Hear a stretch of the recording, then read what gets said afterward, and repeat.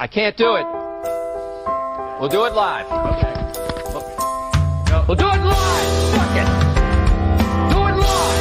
I'll write it and we'll do it live.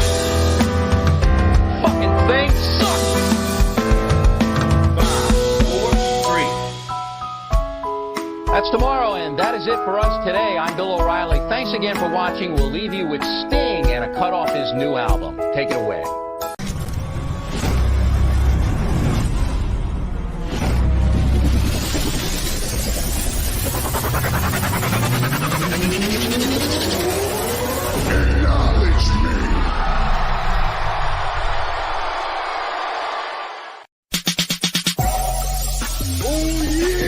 This is the Universal Wrestling Podcast. Inside the ring. Outside the ring. It's all here. We're talking about the greatest sport of all, professional wrestling. Come on! And now, here's Nick and Keith. On this day, I see clearly. Keith, what's up, brother? How are you? I'm What doing is good in the hood, bro? fantastic. I think I'm fighting a little bit of a cold, but I think I'm also just Yeah. exhausted. So who knows? We're going to see what happens. Yep, But yep. otherwise, I'm good. How you doing? Good, man. Good. Nothing new here, man. Just still house hunting, dealing with the baby. You know how it is, same old shit. But we're here on a Friday. You went to the game last night. How was it? I did. Did go to the Eagles preseason game. It was pretty boring. I won't lie. The best part of last night is the fact that we were the game that I don't know if anybody saw on X today. Yes. Or no, it was on Instagram. Gunther talking about his first football experience. I was there, saw him come out. It was pretty awesome. I was marking out for it. It was great. Yeah. My wife's like, "What the hell, man?" I'm like, "Dude, it's the ring get around." Yeah. Like, it happened. Yep. But it was a boring game. Flat out. Sorry. That's usually It what was preseason's. boring, and I was tired, and it's cool though. Mini Man got his first game, so first of That's many. cool. Awesome. Keith, make that call. Oh,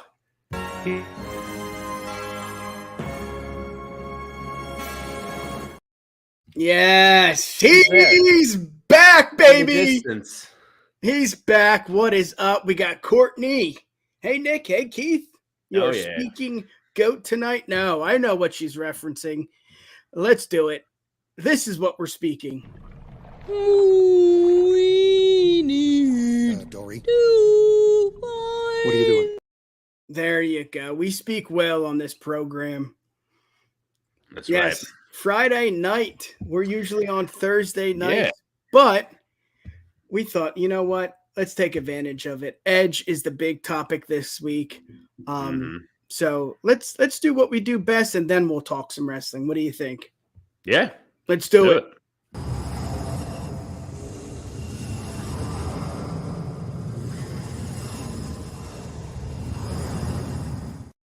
Yes, sir. Let's promote, baby. This is the Bloodline Entertainment Network, where you can get sports, pro wrestling, entertainment, and much more. We got the Bin Buster with your buddy Graydon. Yes, talking movies, reviewing movies. Just join us, man. It's a lot of fun. Obviously, pro wrestling, entertainment, sports. You got Roto Slappers, Matty Daddy. Ooh, yeah, he's back with Streets and TK taking over the sports content.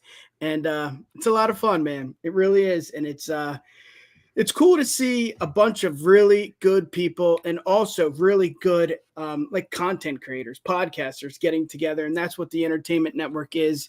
It is all about entertaining you guys. And I think we should get to it. Let's talk some wrestling. Let's do it. They're gonna get their monkey asses whooped tonight. Wrestling News of the Week. Yes, sir. Big news this week, the end of an era. And this is a fun topic, Keith, because what do you do? Is it really the end of the era? But tonight on SmackDown, 8 p.m., you can watch that on Fox. I don't know why I'm promoting Fox. I guess because I just promote so fucking much that it's seeping out of my You're promoting veins. SmackDown. Yeah. You're promoting SmackDown. It's fine. Whatever. So what we do know, Keith, is This is Edge's last match on his WWE contract, on his current deal. We don't know if he's going to do the Brock Lesnar thing, if he's going to do, the Kurt Angle thing where he comes back for Hall of Fame, where he comes back to lose against Corbin, where he does, he's a special appearance, and that is the unknown. But I'm just excited because Edge is just that guy, Oh yeah. Like he is for sure. He's that dude. He is. Yeah. He really is. Brother. Let's reminisce a little. We're going to talk about favorite Edge moments, but just overall, like your thoughts, your feelings, like this is big. This is has kind of been overshadowed maybe with All In and SummerSlam, and they're in Canada, SmackDown, but I'll shut up. Let's hear it, bro. What do you got? No, so this is going to sound like really weird and like probably sacrilegious to like people, but like this is King. Sorry. In some way, it's all good. In some way, like it's almost like Edge is like almost like my generation's version of like Bret Hart almost. I'm not saying like necessarily skill wise, whatever, but like the same kind of like rise of like my earliest shit of Edge was him. Yeah. Kind of not being able to cut a promo in the Brood after walking around. I was just like, I'm a loner in the dark of the darkness of loaning. Yep. Like he didn't really say anything. And it was like just this total whatever. And then just like watching like Edge and Christian and the feud with Booker T over shampoo, like a shampoo commercial, like all this nonsense to then like the title reigns and like just all of it. It's an amazing arc. Yeah. It's like, he's got like one of those stories that like, if they were to make, people could remove like the stigma around wrestling to it. Like it's like a story like people would love. It's like a great sports story of like worked his way up, had it all, lost it, brought it back though, and still whatever, just a legend. I mean, and that's what I'm saying. Like, so again, compared to Bret Hart, like came out of nothing. I just read his autobiography, so he's like fresh in my mind, but like built from nothing up in Canada, came in, like kind of was whatever at the end. And then eventually just like, hey, here's titles, here's this, here's like finally gave him all the praise, and then not quite the same thing, but like, you know what I mean? Same kind of sort of trajectory. Yeah. But and I also feel like he's like the mainstay as much as, R-Truth has been there for a long ass time. Yes, R-Truth is really, he found his niche, he's really good at what he does when it comes to the comedy act. But with Edge, yeah, he had, to retire, but he was there even during like the SmackDown UPN days, like the bad SmackDown. That's what I mean. Yeah. Like I feel like I've known him on TV for so long that it's like it feels crazy. I was going to click on that myself to bring that one up. We'll get back to it in a sec. But like it's crazy to think like this guy that I watched when I was like first starting to like remember watching wrestling on a weekly basis, and like I saw like it all happen and he's gonna go. I feel like, so what Graydon's saying here, I feel like this last run wasn't necessarily the greatest, but I feel like none of us wanted it to be like this amazing thing. It was all just this whole last run. Like I feel like he can still go. He's still really good and stuff, but like, it was just kind of more like, to me, this whole last run has been like, just seeing that, like, he's doing it again because he broke his neck and we were like, no more. The guy gave up the title the day after he won it, was like, I have to retire. Yep. Like it was like, oh my God, like at the peak of it. So it's like cool. It's been like sort of a redemption run, whether he wins a title or not. Like, I think you're spot on there too. I mean, we'll go through the moments, but some of the moments are current. Some of the moments are 2022 Rumble. Some of the moments are, when he won the Rumble in 2010, like they're still current. So it's right. Is it lackluster? I don't know. Maybe the injury didn't help. The second injury, that just kind of like screwed everything up.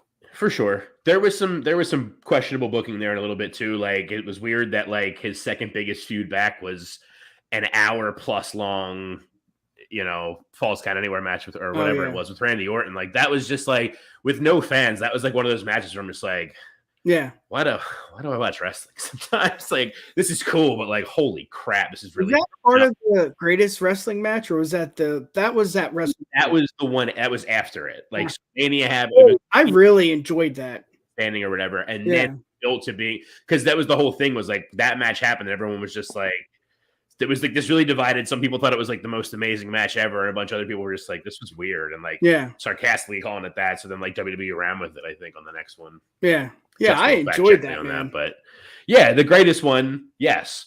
But that first one, like, yeah, that wasn't the greatest booking of him. Like, oh, here's this dude who's back for the first time in years. Like, let's just, have him go an hour and a half and, I mean, this is another fun topic.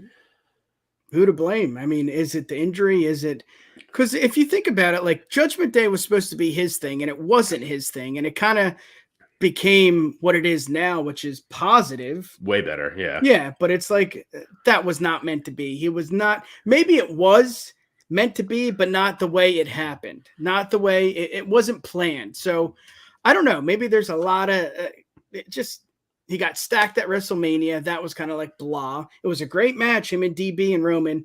And then, like you said, the little things. I liked that match. I did like that one. I like that a lot.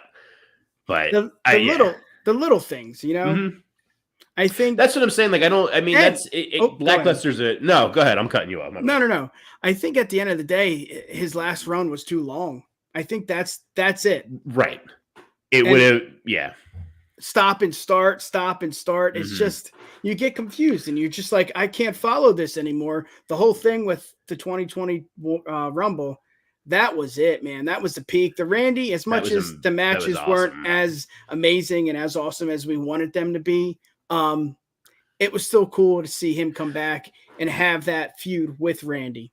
Right. No, and I think the feud overall had really good matches. Just that I'm hyper focused on that particular one that I was just like, it was just really long. And it's like one of those that, like, if it had been this like all over stadium brawl with the crowd, probably would have been solid. But like it was pandemic time. There was nobody there. So it was just like three guys going all over the PC, just being like, oh, Van. It's just like, Jesus Christ. Yeah.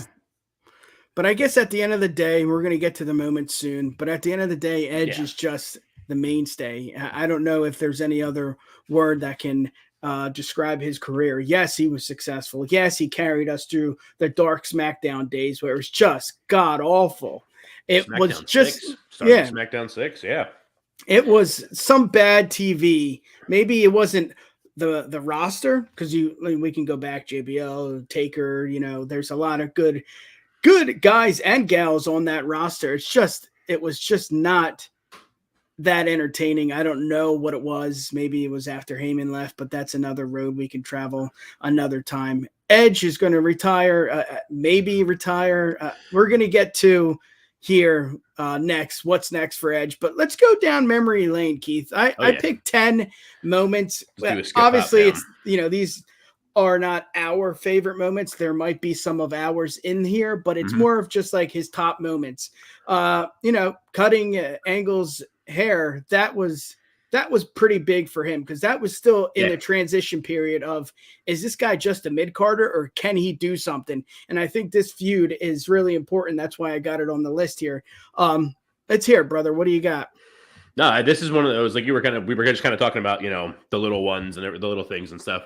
That's right. Exactly. Justin knows what's up. So anyway, it's a lot of like the little kind of stuff. So like, this is one of those ones that like, I almost forgot about this being a moment at the time, but like when you think about it, when you see it in front of you, like the stuff that this led to also when like exactly he loses this, he goes bald. Hogan cuts the promo on him about how bald people aren't that bad. He comes out with the Rick Steiner headgear with like a wig underneath it. So it looks like he still has hair, just looking like a complete jackass. Like, I feel like I remember so much about this more because of what Angle did with it rather than the fact that like he lost to Edge and that's why it happened. But a moment nonetheless. Yeah. This one is on my list. Another big moment. I was watching this with my buddy, kind of like the Taker Brock thing where Brock beat Taker for the streak. It's like, holy shit, did I just watch what I've just, what did I just see? That's what we saw with this one. Cause sometimes when they bring fire into the match, it's like a candle, it's like a little small fire, a little, it's like, it's nothing like this. This was huge. This was a huge match. This was the hardcore Edge that, he transitioned a lot. He still stayed, the character Edge. I don't like saying character, the person Edge or the wrestler Edge. But this was a more hardcore. Mick Foley discussed it. He said this is one of his favorite matches. along with Randy at No Way Out. But this was something special just because, again, Edge, during his career, each and every time he had the opportunity to climb that stupid ladder for the brass ring, he did. And this was another one. Let's hear it, buddy.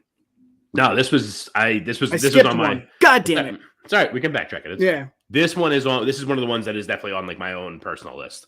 Like, I'm sure that I'm wrong, and I'm sure Justin will be the one to point it out if I am. But like, I'm pretty sure this is like the first time that I can ever. I mean, it's the first time I can ever remember. Maybe the first time ever that there was like fire used that like wasn't like a hokey ass kind of like Inferno match. Like fire officially used. Like I'm sure there were spots where like they were lighting a chair and they swing it and it goes out, or they light a stick in it, whatever. Like no, but like this was straight up just like this table's on fire. That person is going through it. Next, like, and it was the first time that happened. Like this I have like such a memory of this in my mind, and like so much of it obviously is because of Foley, but like so much of it is also like Foley takes the bump into the fire, but Edge is the one whose face is at the fire. Exactly. It's not out. Like, yep. You know, like that's wild, and like really, you know, I think this was a good one of showing that like getting people to like remember who like Edge was, because like this was a little bit like far. I feel like this was far enough past like them having, you know, a moment we're going to talk about later on of like these literally like history making tag team matches that involve so much wild stuff also that it's like, he can do this, and he'll spear a guy into fire and hang with him and win it. Yeah. I'm also impressed with how fast the fire goes out. Like it's just, I don't know. Cause like you think, okay, well the table's an inch thin, so it's easier for someone to go through, you know, they rig these weapons, but you can't rig fire, and it's right. And it's just how did it go out so fast? Cause back in the day, you know, when you're not supposed to, you know, be outside lighting fires in the woods, and it's like cops are coming. How do you get it? You know, how do you, get rid of how do you get rid of the fire? I don't know if I'm saying that right, but how do you burn it out? Yeah. And it's like, well, WWE does it in 2 seconds. Let's see if I can go back to the first money. I don't know. We're going to skip that one. Gosh, damn it. We can still talk about it. We don't have the picture. It's cool. Yeah. Let's get to this one, because this one was something special. This is something that you don't see often, you know, that it kind of crossed the line during the PG era, because it wasn't PG-13. It wasn't, you know, what it was back in the day. This was PG time. And if it wasn't, then it wasn't obviously the Attitude Era. So it was still, you know, after that. You don't see this often. This was different, man. This is something that you feel like, what's his face? The writer that says bro all the time. Russo. This seems like a Russo out of the Russo book, right? But it worked, man. It connected. Sex sells, and that's what it did here. What do you got? Any good memories? Well, it played right into, you know, the rated R superstar. Because like it was a rated R kind of scene, even though, you know, all you boys out there totally did the same thing when they showed the video of like, oh, slow it down and you can see something here. And like, you know, but it's like one of those that like it was a moment, and it's like definitely memorable, but it's almost like looking back on it now, it's like it's memorable for like all the wrong like reasons. Like it's a weird thing to be showing. Yeah. But like you said, this was like kind of in that in between time, like because this was definitely far enough removed from like the full blown like Attitude Era. Yeah. You know, where exactly this would have been like a Monday Night Raw, like just quick thing, and like probably weekly, something similar, and then it gets worse. You know what I mean? Yeah. So like, but it was weird because it was like they had done so much of that PG, like kind of starting to spread it, like and make it cleaner to make it publicer and everything like that. And then like this happened, and it was just like, oh, yeah, all right, yeah. But I guess that was the point. Like, I guess maybe that was the heat they were looking for. Because like, well, that's a great point. Courtney brought that up too. That was one of her least favorite storylines, but that was a factor in his career. Lita and Matt Hardy. I mean, that did happen. You know, we don't have to go into that. I think we all know what happened, but yeah, it's just, this is just another, you know, part of Edge's career that it's like, okay, you know, at WrestleMania, right, went through a table, hardcore. I mean, Kurt Angle. We'll get to the next one, and just the live sex celebration. It's just like it's like Cena and Brock. I mean, these guys just reinvent themselves every single year. Let's get to that one. I did miss it. The first ever Money in the Bank. This was just something, again, we've never seen before, and he won it and he capitalized. And this is kind of what you want your Money in the Bank title or briefcase holder to do, to capitalize. And, you know, we'll get to that in the next 5 moments. But this was big, Keith. Yeah, I mean, it was awesome because it's, you know, it's the first we're like learning of this like whole concept and everything, and like it was cool that he like kind of brought it out, like brought it to the forefront. You know what I mean? Like made it like showed us what it could be, because it's like you hear this, just the concept of like, oh, you got a contract in a briefcase. It's like, okay, business, whatever. I don't know what that means. And then like you see it as like this thing that it's like, oh, well, they have the contract, so they can just make it up whenever they want to do it. And like, you don't like think about the fact that he can just be like, oh, well, if it's a thing, like whenever, like, you know, like he almost uses it like a token in a video game. Like it's like how we've come to know the Money in the Bank cash-in to be, like, because of him. You know? Yep. Yeah. We're not going to focus too much on that because we got a lot here, but let's get to the fifth one here. Wins the first ever TLC match. Again, what are we talking about? The first time. This was just something special. This is something that I think they, you know, hey, let's try this out and see if it works. And they had the Hardys, they had the Dudleys, and obviously Edge and Christian be a part of the first ever TLC match. And it just was something special. It was, again, a first of many for Edge's career. Let's hear it, buddy. No, totally another one that was like is absolutely on my list of his moments, because like it's one of those that like it's like a concept that you like take for granted almost nowadays. Like eventually, sooner or later in life, like someone would have come to the same idea of like, hey, you can have like crazy other stuff with like a ladder match or whatever, which was, you know, but just the like, I like, it's so cool, like remembering like the build up to all of it, because it was like like each of the 3 tag teams like used that weapon, you know, like it was like Edge and Christian had the chairs doing the concerto, awesome. The Hardy Boys were ladder guys because they jump off a high shit, and then the Dudley Boys were riding around with the tables, and it was just like, yeah, just do it all, and like awesome, like just. It's one of those like you don't think about, like hardcore matches used to be it's 24/7 and like the bloody and like the random stuff or whatever, and then it was just like, well, you could do that in like serious matches though too, like really wild stuff like that. Just do it in matches and kill each other to get like these things, like giving more value to stuff. Amazing time, and it's like easy to be like, oh well, it's all of them, and it totally was, but like all 3 of those teams had to get themselves there, and Edge and Christian were that was the 5-second pose and stuff, like. Some of the best times ever. Yeah. And then this happened, buddy. This was something that pulled on the heartstrings here. This is when reality and professional wrestling mix, not really for a good thing. I mean, yes, you'll see that every now and then where, you know, for instance, Christian brings up Jack Perry's dad, like, you cringe a little, but this was legit. This was not professional wrestling. This was not in the script. He had to retire, and it was tough because this is where he was getting his, you know, he was finally becoming not just an IC title, not just a mid-carder, not just a tag team. You saw his work with SmackDown and what he did when he carried the blue brand during some of the really boring days of SmackDown. This is where he was getting going, man. The Cena feud, and then it just, boom, it just happened. And it's tough, man. It's tough. What did you watch this live, and what are your thoughts?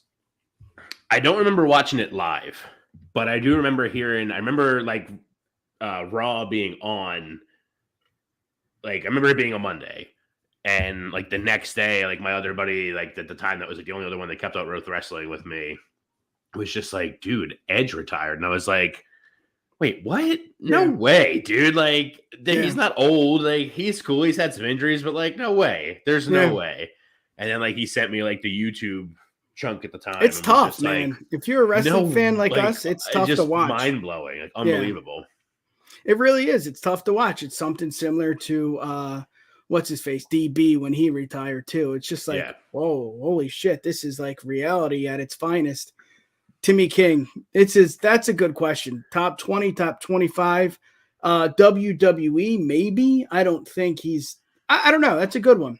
I think we could stream a whole hour and discuss. For real. I would love to do that, by the way. We'll do that in the future. Yeah. Just chit chat and get down to like in top 5. Yeah, this was tough to watch. It was Timmy, I'm totally with you on that. I also I remember like when he sent it to me, like I was so blown away, and I was like, "There's no way this is real," because like at this point, like I had been exposed to like Terry Funk's like 6 retirements between when I started watching wrestling and when this happened. Like, well, wrestling retired doesn't mean anything. This would be a story, whatever. But like just watching it again, and you're just like, wait, no, he's if this is an angle, like, damn, dude needs to get like an Academy Award because like, oh my god, but yeah. Crazy. And like just not knowing if you'll ever watch him again, you know, and then awesome to realize it later on. But crazy. Mr.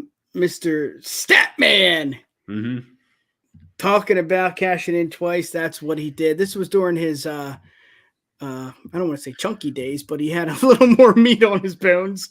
Cash in on Taker. Again, it's just like you're cashing in on Taker. What? Just saying that together. Another first for Edge. And it's just like phenomenal, man. This was just another good moment. This is when SmackDown still had the fist.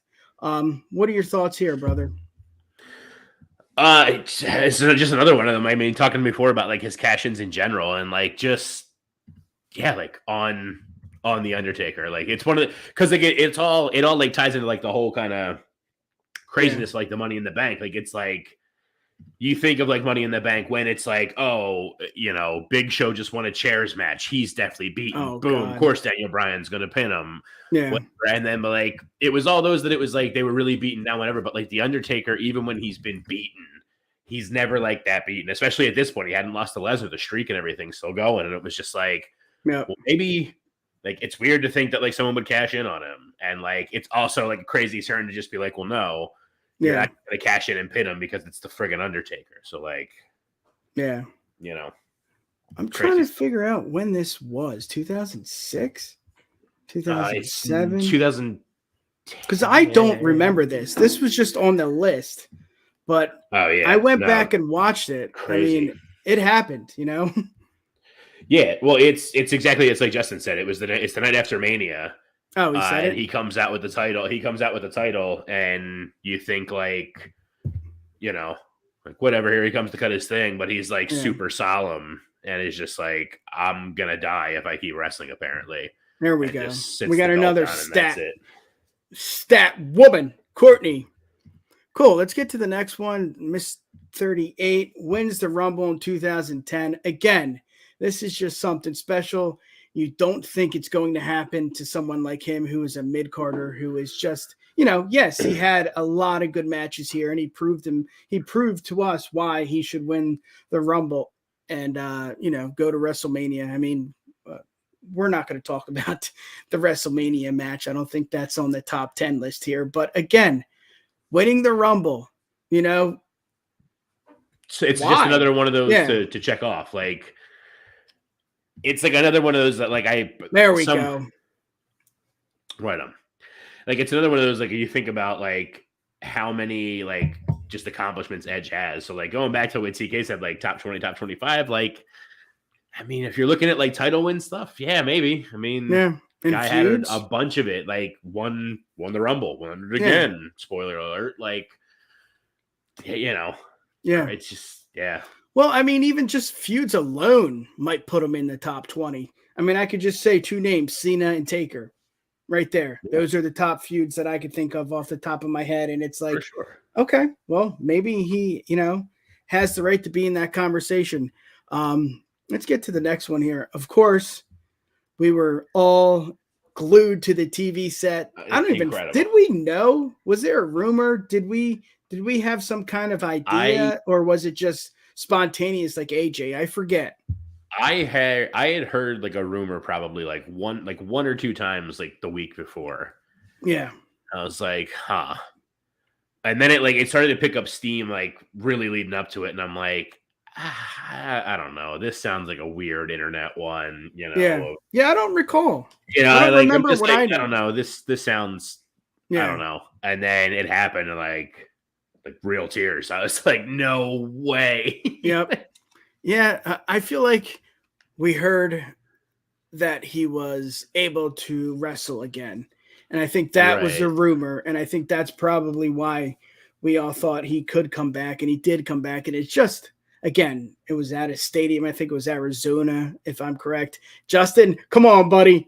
It was in Arizona, and it's just, you just didn't expect it. It wasn't like an AJ where you had no clue. You had absolutely no clue. Here it was like, we heard the rumors. He is healthy. Maybe he can come back. Maybe he can be the next DB and return from a serious injury. And he did. And dude, this is a special moment, not in his career, but I think in the WWE. I think this was just one of those Triple H at the Rumble in Madison Square Garden feelings, you know? Right. No, it was crazy because it's like one of those things that like you don't think about it in the moment, but it's like,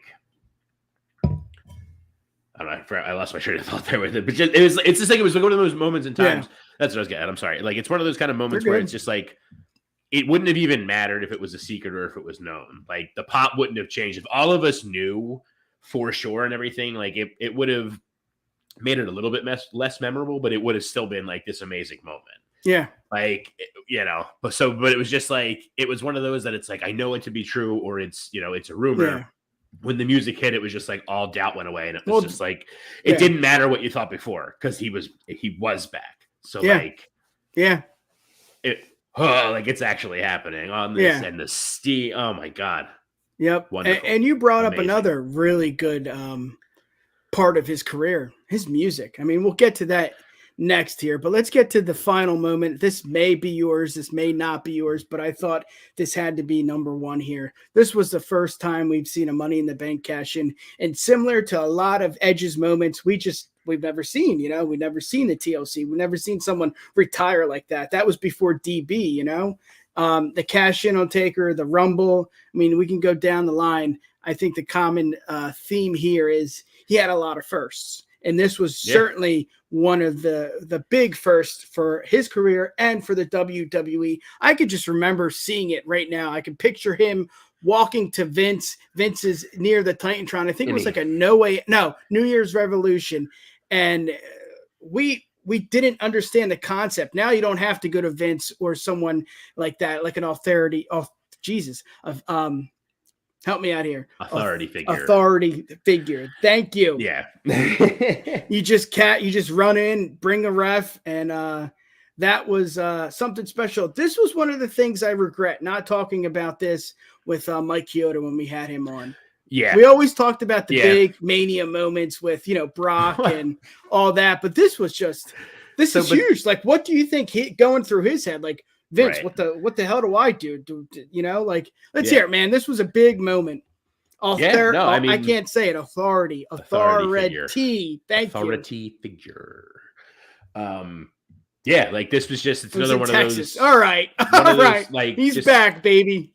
One of those that like, you don't think about it at the time, but it's like, it really like it kind of changed everything in WWE because it was just like, it was, you know, there were a couple of like, there were cash-ins that had happened that were like, you know, I'm going to cash in on this date, whatever, or tonight I'm cashing in tonight. So I'll see you later, whatever. Yeah. And like, this was just like, he just finished a main event. And then it just like, well, actually Chamber? He's not, it's the main event again. Was this Chamber? Yeah. I think I remember the Chamber rising and Vince coming out and Edge. I don't know, but yeah, you're right, man. This is just... It might have been, but yeah. So that set the standard with like two exceptions I can think of on the top of my head in Strowman and Big E that were like, you know, those two did the old, just like, here's my contract. I want it on this date. Yep. Everybody else in between though had been, oh my God, here they come. You know? Yeah. Kyoto is a great rep. We had a great interview with him. You should check it out on our YouTube channel. It's wonderful. Boom, baby. Promote. That's what we do best. Like my second video ever. I think Kane like did it that night, right? Justin, that's why you're here, brother. Let's hear it. But I think he did it that night. And this was just, again, the unknown. what is the Money in the Bank? What, like even the briefcase was just pure black. It was just like blah. It was plain. Everything was, at the beginning stages of this, and hell of a career, man. Any last thoughts on the memories of Edge? I know my buddy, he's a big Edge head, and he's just like, he doesn't get it. Like, he doesn't know what is going to happen if this is honestly his last match with the WWE.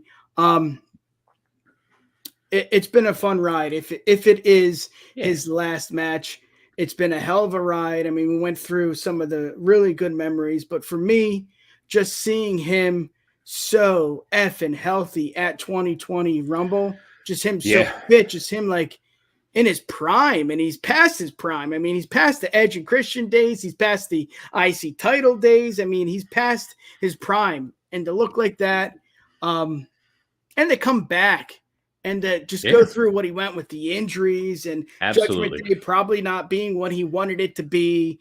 And just, I don't know, just not the way maybe you would want your career to end, but he got a second chance, and that is something cool. He is one of the best to ever lace up the boots. Maybe not technical, maybe not on the mic. I thought he was really good on the mic, and I still think he is, but I'm going to shut up. Let's hear it, bro. At the end of the day, Edge is what? Let's hear it. He's great. He's going to be part of wrestling history no matter what else happens. I mean, outside of some bad stuff pulled his past or something. Yes, but I was right once. There you go. No, I mean, we'll talk a little bit more about what might happen next with it and all, I guess. But I mean, just I kind of mentioned earlier, I think I just so much more for him to me is his initial getting over with the 5-second poses that were amazing, and the concerto just being this awesome thing that would happen, and just the music we were talking about. I think the Rob Zombie theme he had is criminally underrated. When it was when he was coming through the crowd, so you would just hear the "You Think You Know Me," and then it would be this just Rob Zombie riff that was killer. It's this is good. This is great. Yeah, and that also helps too. As much as he is one of the best to lace up the boots in the WWE, it doesn't hurt to have good theme, a good themes. Jesus, I can't speak. It's Friday. I'm not used to this. A good theme song, and You Think You Know Me. I mean, even his music with Edge or Christian was really good. I don't think he ever had a bad song. I didn't like Judgment Day, but it kind of grew on me. I know it's the same band, same band as his other few other songs, but I don't know, man. It's not a sad moment tonight just because it's, this is what we expected. He came back, and Dan said it. Dan said it best. That's all you can ask for is a second chance, and that's what he got, and that's what we got. We were entertained with the Roman match, and let's see, AJ Styles feud, Randy. Off the top of your head, Beth. He worked with Beth again. We'll talk about the Judgment Day, but. Little too long, but we're not here for negativity. It's 25 years of Edge tonight on SmackDown. He's going to go one-on-one with Sheamus. So that is the final topic with Edge, and then we'll get to Jesus, I'm so bad with where is it? Is it this? No, it's not this. Is it that? 9, 10, 10? Nope. Weakest link. Nope. Edge. There we go. There you go. Are you buying or selling? Is Edge done with the WWE after tonight? He's going one-on-one with Sheamus. I could have swear I thought he went, maybe it was a tag team match, maybe it was something like that, but I guess he never went one-on-one with Sheamus. Good last opponent. Talk about that too, as well as what's next. I mean, is it AEW? I mean, you could make Christian's there, FTR's there. They have a lot of good tag teams. The Hardys are there. Maybe Dudley's come back. We saw RVD return. Let's hear it, man. What is next for Edge in WWE, AEW, Life, whatever? Yeah. So I think it's going to be, I think we're just we're in a time right now because of how popular AEW is, whether some people want to admit it or not. It's the first thought when it's wrestlers leaving WWE, they're probably going to AEW. Like within like minutes of her like hearing someone's leaving or something is coming up, like you can find immediately the All Elite graphic of someone, you know. Yeah. So like I think it's everybody that's like the automatic assumption is like, well, they're gonna leave there, they're gonna go to AEW. But like two things on that with me. One is now like because this is the weirdest thing with tonight is that he keeps saying it's the last. They keep talking about it's the last match on his deal. So Yeah. I think he still has like a bit of a deal. He still gonna have to stay there. This is just the last match on the contract. He might be able to have a couple more, but like he'll still be employed there doing something backstage for at least a little bit. Still. It is an odd way to say I'm done. This is my last. I'm going to check this off. My contract says I'm done. You don't say that. You know, it's a bigger, grander. Out on, in the ring. This is my last match. I'm going to retire. Cry and all that. Yeah. I don't know. Like, let's hear it. No, like Danny said, it's just like it's it's the last match on his contract. I don't think he's going anywhere still for a little bit. And then like go. The AEW thing, like I'm probably in the minority and I'll take all the hate for it, but like I don't like what TK just said, like I don't really want to see ENC. I don't want to see the triple like the the original TLC match happen now. Like nothing against where a lot of them are. I mean, but like knowing like it's like one of those that like I want to see it, but like I don't because like I can see like them all trying to like recapture the glory. So like Matt Hardy jumping off a super high ladder to do his leg drop that he absolutely shouldn't be doing at this stage anymore. Like Bubba Ray or Bully Ray is like doing his thing. He's fine. Devon literally just retired, so he is probably not really in the best roundabout for that and everything. No, he doesn't. Not that I'm a specimen of fitness either, but I'm not trying to step in the ring and recapture my. We talk facts here, Keith. Like it would be like a novelty thing to like see the six of them in a ring together, but like I don't want to watch them TLC again now. No, it's just it's fun. The book, maybe fantasy booking wise. Yeah. Edge, leaving WWE. You don't see that often. He's kind of like a homegrown talent, like a Cena. You would never see Cena go to AEW. I don't think so. I don't think it's in his blood to do that. But then again, Trips is now in charge. Vince is kind of doing his own thing. He's got another indictment, another charge. I don't think that really matters. I think we talked about Edge for far too long, 42 effing minutes. Let's get to best and worst of the week. For me, I'm going to start here. Rey Mysterio winning the United States Championship. As much as I don't think it was a good move if you're an Austin Theory fan or you didn't like it as much because it just seems like Austin Theory just can't get his into a groove. I think that's the issue. But if you're going to look at it, step back, he won it because of what's his face? Shit. I'm so bad with names. Santos. Yes. Santos was hurt. So that leads to a really interesting storyline. And to have both Mysterios just doing so well in the WWE is also really cool to see. What do you got? Best and worst of the week. Let's hear it. So like I felt I'm gonna put my worst out because it's in the graphic. Yeah. That freaking Texas Chainsaw Massacre death match was like one of the most painful things for me to watch. I hated that. I like I like my hardcore wrestling. I'm into it. Not necessarily into like the ultra violent stuff, but like I like a good, solid death match and stuff. And it was just like, this is just weird. It's like Jeff Jarrett's too old to be doing this. Why was there a belt? Why did he get a Texas Chainsaw Massacre belt? That was weird. Like weird promotion with it. Like very weird. It was like when it wasn't quite as bad as like when they did the match with the zombie lumberjacks. Like WWE did that. That was really, really bad. But like this was pretty close in cringe level. Yeah. With a bad match attached to it. Yeah. It's just horrible. Horrible. Easily the worst of the week for me.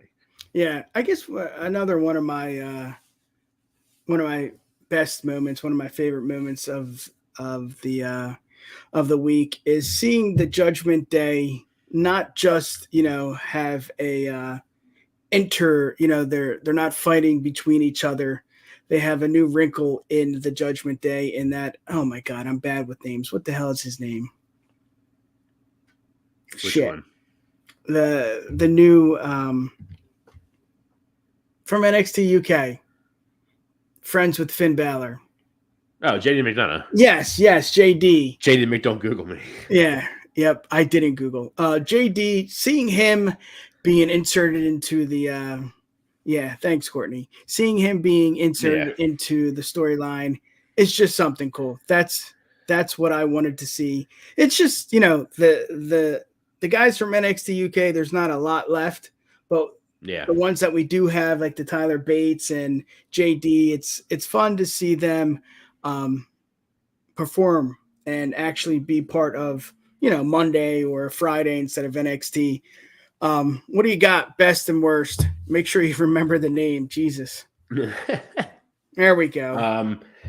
The best for me, Eddie Kingston's back.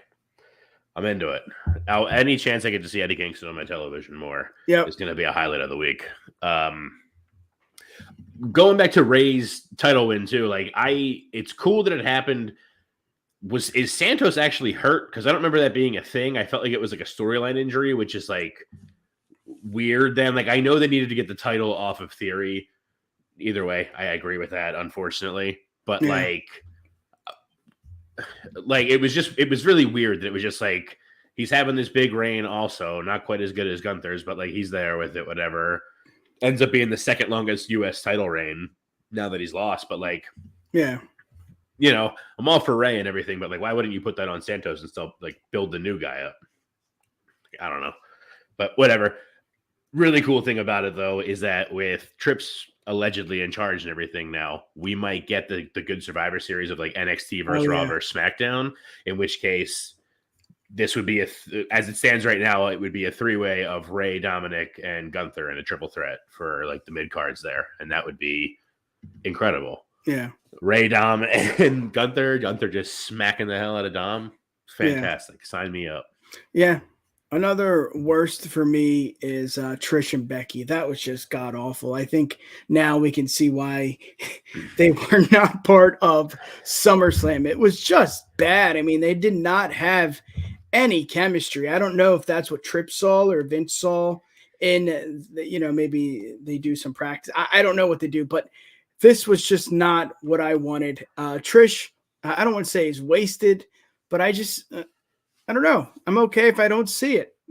I get it. I understand it. Trish is there to help Becky get over and, vice versa.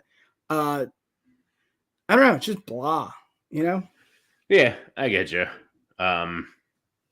Yeah, I don't really have even too much to add to it because I was all for. I was one of the ones that was I couldn't believe they weren't on SummerSlam, and then watching it, I'm just wonder why. All right, maybe. Yep. Maybe now. I don't know. What do you got? Any more? Just one last low. We got to have a better high to end it on because I don't want to end on a low note. But Jack Perry's heel run it ain't doing it for me. Yeah. I'm still trying to give it a chance. I'm not completely crapping on it and ripping it out of everything. So if people love it, wonderful. It's not doing it for me right now.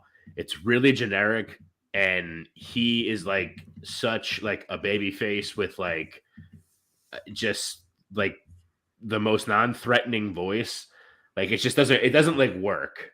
It's like Jet Li talking and after an action movie. He'll beat the shit out of you, but then he's just when my wife, he's very low key. Jack Perry's the same way that he just has this super soft voice that is so non-threatening when he's just I'm retiring the FTW title. It's okay. Yeah. It's not doing it for me. No. He's great. He's a good wrestler and all, but it's just that's not doing it for me. Yeah. Yeah. No, I hear you, man. Maybe he'll get better, but yeah. Let's end it on a positive note. Yeah. I love what they're doing with Trick Williams. I don't know if you've been watching NXT or been catching up with NXT, but it slowly but surely seems like he's going to split and, become a singles wrestler. And I just think he has it. Obviously, you can see that, obviously you can see that he has, the look And it seems like backstage segments, and when he does have a chance to say something, he does perform well on the mic. Yeah. I think this is something you want. I think you want someone like Absolutely. Trick Williams to rise to the top. It's fun, man. It's fun to see people like this in NXT where you're rooting for do well. And this is cool, man. What do you got? No. Let's end it on a good note. Come on, I'm gonna agree with exactly what you just said. It's like one of those like it's like a first world problem kind of thing where it's just like I don't want Trick and Mello to like break up. I like their pairing and everything. And I know that's not where the storyline's going, but I'm also like, now that you're seeing Trick break out, so I'm just like, I really want to see Trick versus Mello. Yeah. Like, just let those two go and turn it up, and that'll be great. Yeah. So it's like, I'm like torn. Like, I want them to stay together, but like, I also want to watch you guys fight. So like, figure it out for me. Just whatever it's going to be. Let's do it. Yeah. So yeah, it's going to be awesome. It's really cool. Another quick one. Anytime I see Tyler Bate on my screen, I'm happy. He's just a fucking man. I love that dude, man. I know he's small, and I think that's kind of why I relate to him. But seeing him on NXT every week is great. Let's get to a very odd situation. Just because A, I think we all knew this was going to happen, and B, it was quiet. And when it comes to releases with the WWE, that ain't quiet, bro. We hear about it. It's on Fightful. It's on, I don't even know any of the dirt sheets. I don't follow wrestling news. It's on the big major wrestling news organizations when they talk about it. It's the headline. This was just, oh my God, Lacey Evans just tweeted that. Oh shit, she might be gone.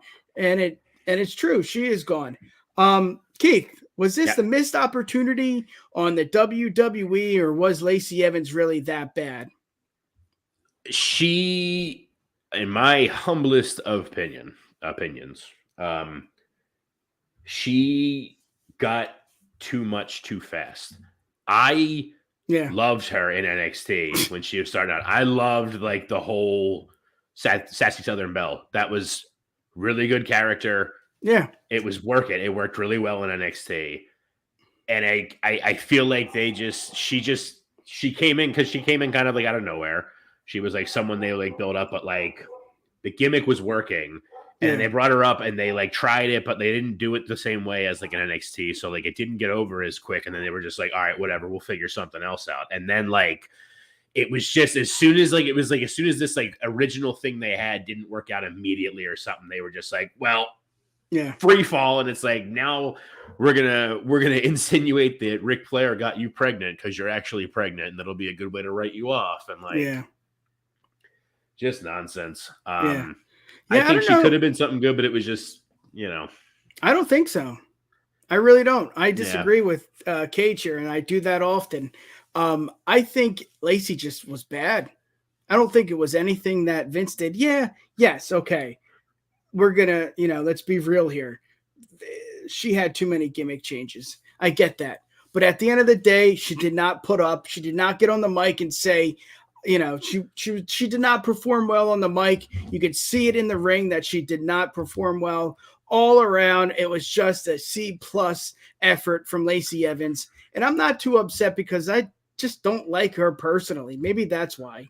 No, and that definitely brings her down. I was just about to defend and say it just brings her down from me saying she was a B-, like a C. Yeah, she's like C++ a C. Like she, I'm with you. I'm not saying that like she necessarily would have like set the world on fire with everything, but to your point here, not because we're WWE commentators. To your point, when like I agree that she wasn't the best in the ring, but that like came with the whole thing that she like got moved through faster. Yeah, it was like she was getting pretty over in NXT, and they're like, well, let's strike while it's hot, and we'll bring her up and like not really do anything for a little bit, so it cools off, and now it's failed, and now we don't know what to do, and just completely tanked. But like if she had time to stay in NXT and like really get to just like do these smaller things and like get to know the character better and get to know herself with the character and like keep working on a smaller stage before getting like thrust into it all, like it was bad. it could have been there, but then she got up there and it was like it just like it was at the time when like they like it was really showing that Vince didn't care about NXT because she came up and became something different and was trying to steal people's husbands.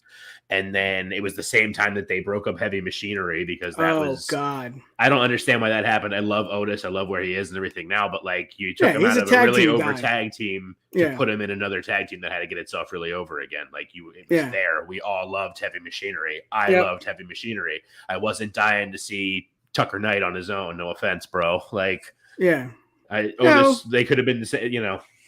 And Otis is a tag team guy. I mean, look at his career now. He's doing well because of Chad. I mean, you could go on and on about him teaming up with others. But yeah, I think at the end of the day, she just had a shitty attitude and she sucked. And I don't say that often. I'm not frank on the podcast, at least, when it comes to, you know, wrestling. But I don't like her. I didn't like her. I didn't like her attitude. I didn't like what she tweeted. I didn't like how she everything I'm just saying kind of redeeming wise is just about like the in-ring whatever. Outside of it, it's just sometimes like I don't want to see the wrestlers outside of the wrestlers. I want to just see the wrestlers. Yeah. But I know it doesn't work that way. No.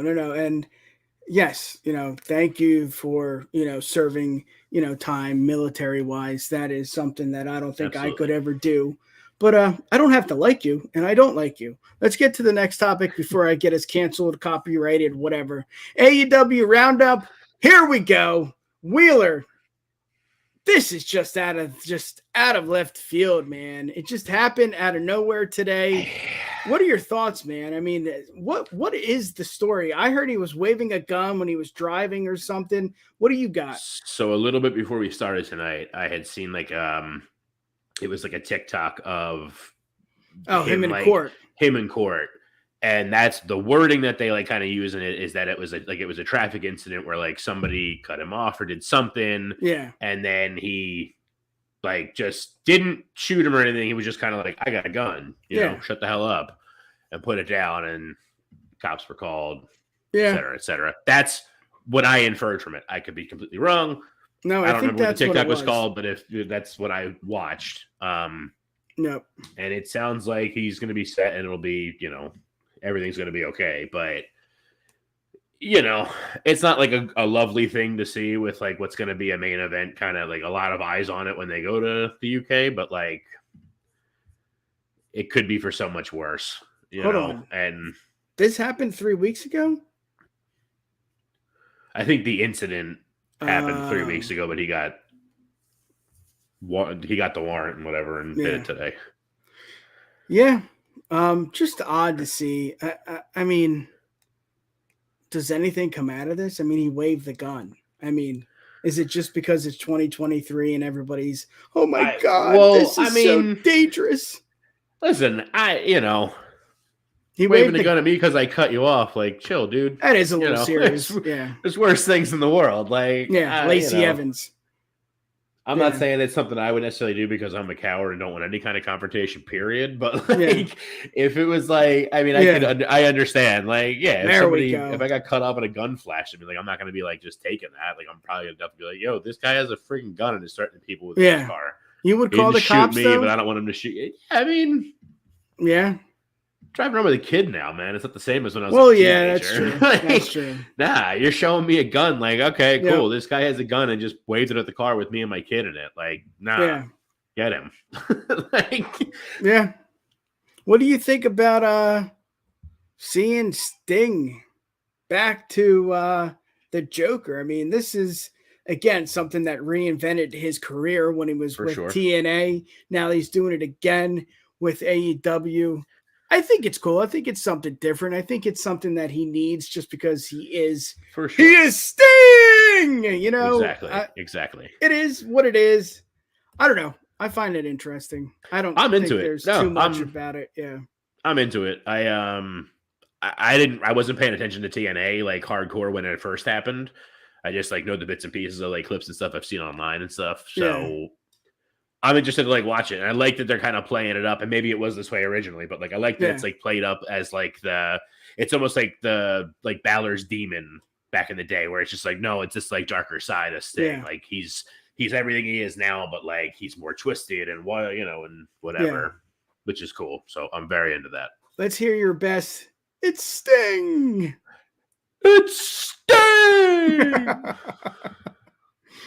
AEW roundup. We don't usually do it. What do you got? Anything else? I mean, we could talk CM Punk and the whole incident, but I don't want to talk CM Punk because I don't want that to get flagged and more people have to read anything about people talking about CM Punk. Yeah.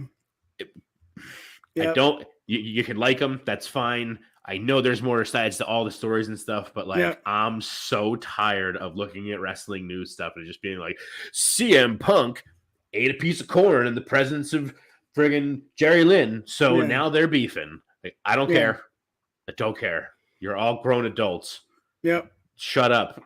Show me my wrestling show. I'm tired of hearing about the news of him. Yeah. I hate it. Yeah. What do I got? Yeah, that's Anything else good? No, I don't think so. The Cole and MJF match are great. Their stuff together is great. That's going to be great matches. Adam Cole is going to turn on MJF, not the other way around. You think so? They're going to subvert expectations. Absolutely. It's going to be fantastic. But he ain't winning. No, I don't think so. But that's what I mean. It's going to be a thing. But then Cole is going to be the one to turn on MJF. Yeah. It's going to be great.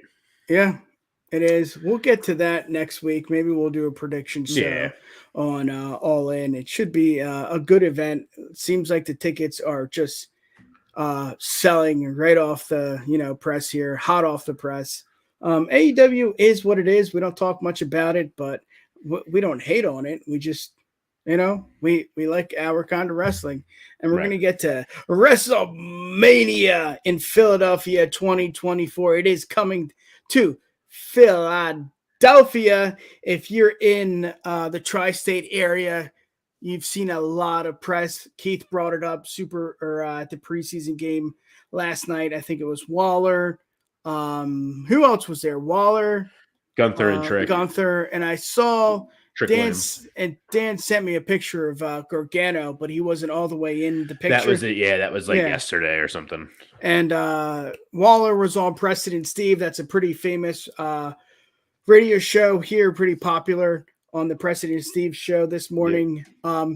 They're doing it. They're selling tickets. I don't know the exact number, but I know they did very well today.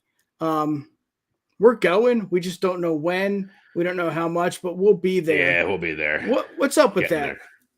It was just the pre-sale stuff was like crazy. I didn't get on early enough, apparently, even though I got into line for stuff at like 5 after 10, as opposed to 10 o'clock when they were on sale. Just stuff was just expensive. Yeah. Like when I got on after like 10 minutes, the cheapest chunk I ever saw was like $800 for like the set that I was looking for of people. So. Is it just because it hasn't been here since, Ellen, the Wells Fargo Center was 40. the FU Center? It's 40. And Cody, too, right? Do you think that's something or no?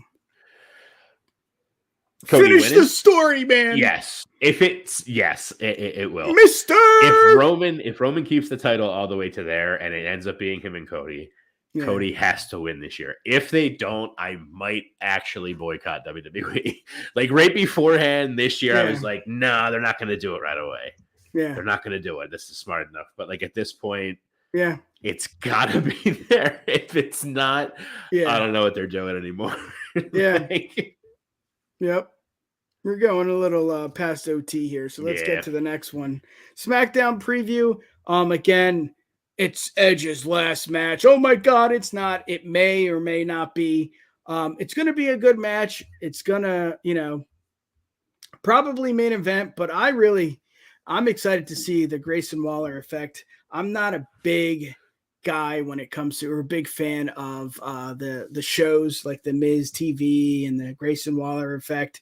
But this is really interesting just because what we said earlier, Escobar was supposedly hurt. Rey Mysterio comes in, beats Austin Theory. He is the new United States champion. I want to know, I think this could potentially be a good storyline with Escobar and LWO and Rey Mysterio. What are your thoughts on tonight? I mean, it is happening now. So what do you got, brother? Yeah, I'm really looking forward to tonight because I want to see what happens with Edge. I mean, there's always going to be good stuff. I love anything Grayson Waller does. I'm so glad that he's like, yeah. I feel like when they first called him up, he like wasn't exactly what he was in NXT, and I was like, oh, I was really worried, but he's like definitely becoming more of what he was. So yeah, I'm all about it. That's going to be awesome. And yeah, Edge and Sheamus. I mean, whatever happens, I want to see what's it's going to be good. Yep. Brother, let's get the hell out of here because we got a good night starting tomorrow night. Game night with the Bloodline. You are the weakest link.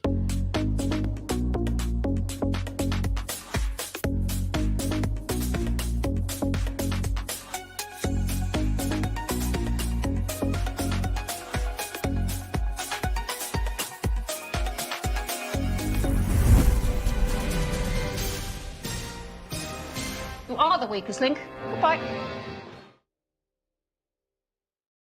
That's right. Weakest Link, 8:30 tomorrow night right here on the Bloodline Entertainment Network. As always, thank you for watching. Keith, give the people what they want. How can they find you? I am on X at Keith of the Ring. I'm on Instagram at _Keith of the Ring. I'm also on TikTok at Keith of the Ring. That's all my fun stuff. I haven't been doing too much on any of them now, but they're coming back. I promise.